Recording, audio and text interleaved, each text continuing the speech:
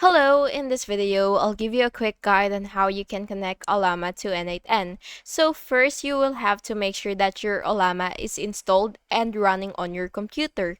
Then you will have to open your N8N and create a new workflow. Click this, and then after that, you will have to click the plus button right here, and then go ahead and add an HTTP request node. Click that, and once you're here, you will have to set the method to post and then use the URL for Ollama's local endpoint. And in the headers, you will add the content type as application/JSON.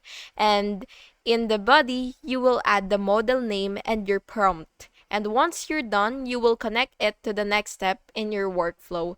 And that's basically it. Please make sure to like and subscribe if you found this video helpful. Thank you so much for watching. Have a good day.